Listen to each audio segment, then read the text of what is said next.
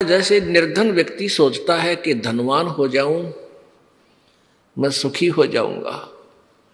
धनवान को सुख सपने में भी नहीं होता। अब वो सेठ धनवान समझता है कि ये राजा लोग सुखी होंगे, ये मंत्री बहुत सुखी है, लेकिन राजाओं को और मंत्रियों को भी स्वप्न में भी सुख नहीं हो सकता।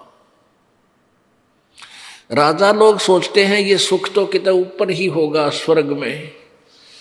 स्वर्ग का राजा देवराज होता है, देवताओं का राजा इंद्र। इंद्र का इतिहास पढ़कर देखो पुराणों में, एक पल भी सुख का सांस इंद्र को नहीं है। और इंद्र की पदवी समाप्त होने के बाद वो सीधा गधे की योनि में जाता है। इंद्र सोचता है कि ब्रह्मा विष्णु महेश सुखी है, ये यहाँ के मंत्री हैं। और ब्रह्मा विष्णु महेश का इतिहास पढ़ लो, जो सपने में भी सुख उनको हो।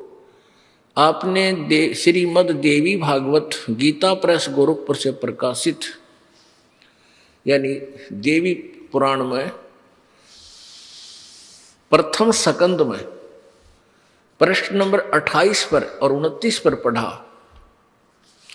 भगवान विष्णु जी बता रहे हैं ब्रह्मा जी को कि मैं दुर्गा का ध्यान करता हूँ, कठिन घोर तप करता हूँ, और ज्यादा समय फिर मैं क्योंकि तपस्या करके सिद्धि आ जाती है, और फिर उन सिद्धियों से फिर राक्षसों को मारता हूँ, दुष्ट आत्माओं को मारता हूँ। भगवान विष्णु कह रहे हैं।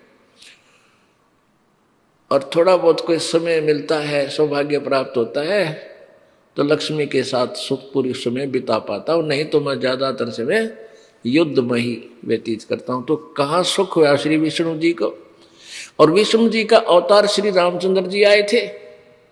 जय श्री रामचंद्र जी को कभी सपने में भी सुख हुआ हो तो, और विचार कर लो, हम उनको भगवान मान रहे थे। जब युवा हुए, शादी होगी, विवाह होते ही वनवास हुआ, और वनवास में सीता जी का अपहरण हुआ। फिर रावण के साथ युद्ध हुआ, लाखों लोग मरे, करोड़ों व्यक्ति मारे गए। फिर सीता जी को वापस लाए, एक धोबी के व्यंग से गर्भवती सीता जी को घर से निकाल दिया।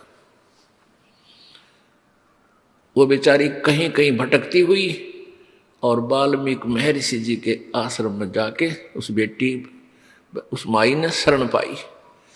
अब रामचंद्र जी राजा और परिवार उसके पास नहीं, ना जाने कहाँ दुख पा रहा है, तो वो व्यक्ति कभी भी सुखी नहीं हो सकता जिसका परिवार बर्बाद हो चुका हो। बताओ वो क्या सुख था। तो सारी पृथ्वी का राजा बन जावे, आग लगे इसे राज के।